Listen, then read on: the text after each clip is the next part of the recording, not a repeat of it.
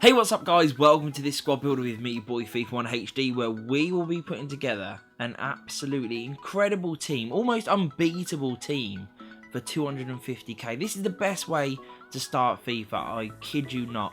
This team is incredible. It scores some incredible goals, very good in transition, very solid at the back, and he's just insanely fun, very good all round. But before we get into the players and see what team we've put together, obviously if you do enjoy the video, really do smash that like button, as that will really help me out. And also leave a comment if you think maybe I should have used someone else. Let me know if you've been using this team or players within it, because I love hearing what you guys have to say. And obviously if you have any questions too, leave those in the comments below. And so without further ado, we're going to go ahead and put in our goalkeeper, which is going to be Donnarumma. This guy is really well priced, only cost me around sort of 10k, which I think is very solid for an 85 rated goalkeeper that you can keep well into the sort of mid to late stages of FIFA, and he's going to do a good job. 90 diving, 80 handling, 74 on his kicking, 90 reflexes, but it's really that 90 diving and 90 reflexes that are so good, coupled with 80 handling and 80 positioning. His speed is pretty solid at 49, pretty usable. He's a big goalkeeper. I loved him last year, and this card really takes things to the next level in FIFA 20. So he is definitely, without shadow of a doubt, worth going. Szczesny is a good goalkeeper, but Donnarumma for me is the one to go with. Now we're going to go ahead and put in our defence, and we're going to start off with Florenzi at right back. Then we're going to go for Dybala, I think is maybe how you murder his name. Could be wrong. Skriniar. And then at left back we're going to go for Hernandez. Now this team are, very solid across the back four, all pretty solid defensively, but also pretty tall. Apart from Florenzi, they're all 6'+", which is a real bonus both defensively and going forward at set pieces, of course. Florenzi and Hernandez both very quick. Florenzi actually feels much quicker than the 81 pace would suggest. They really do a great job going forward, but also in defensive situations, nicking the ball back, providing cover for the two centre-backs. They're both incredible. They're so solid, it is unreal. I love the defensive side to their game, but also the way that they can carry the ball forward with very solid dribbling and really good passing. And they also might pop up with a goal or two, because they can actually shoot, which is always a nice thing to have on fullbacks that you do push up higher up the pitch.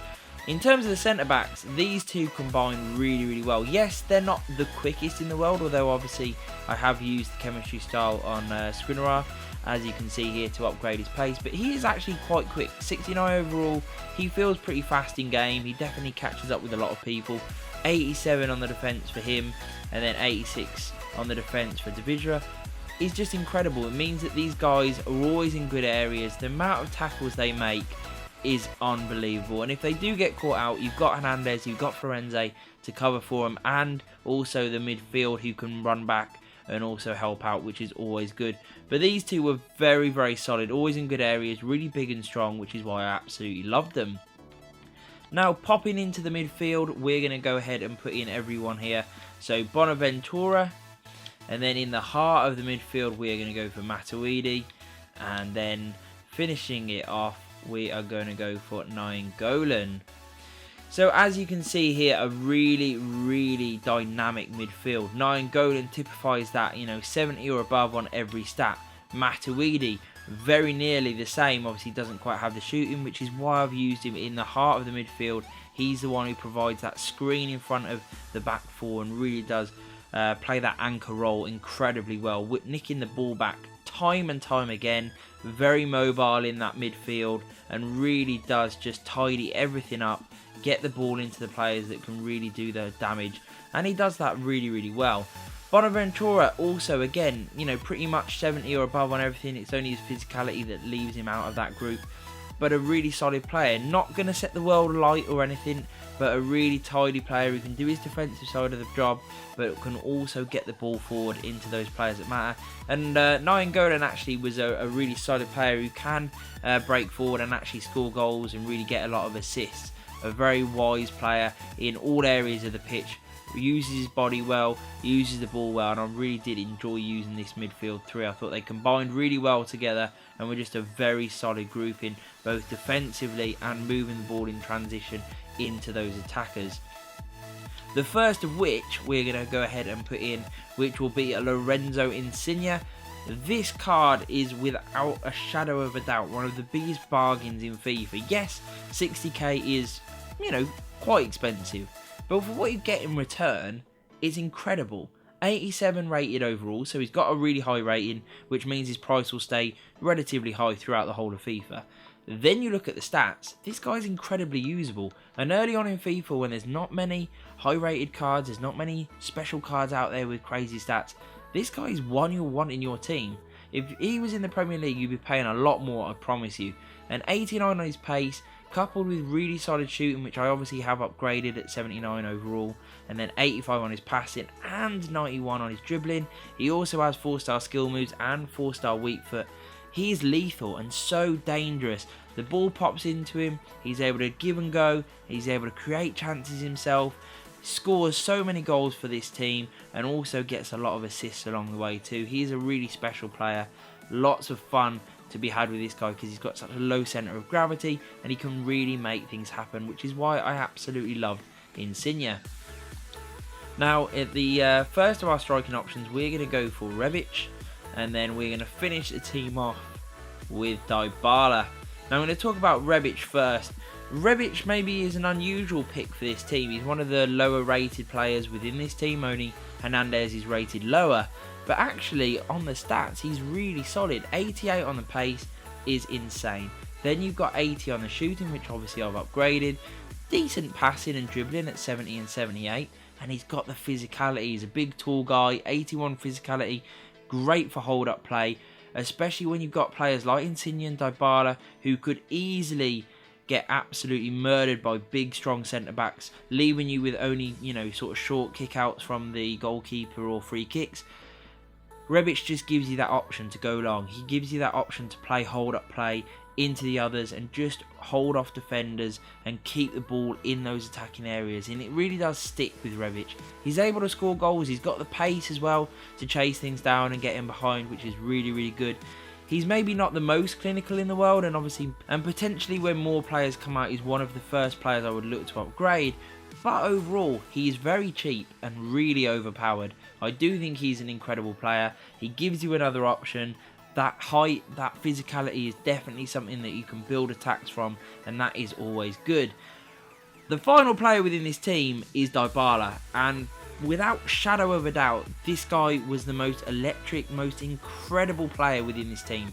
If you had no one else, you would still have a really good chance of winning because of this guy. He can pretty much do it all. Now, I've converted him from a cam into a striker, and I did not regret that in the slightest. Yes, he's got very solid passing, but so is Insigne. Insigne can do that job for the team.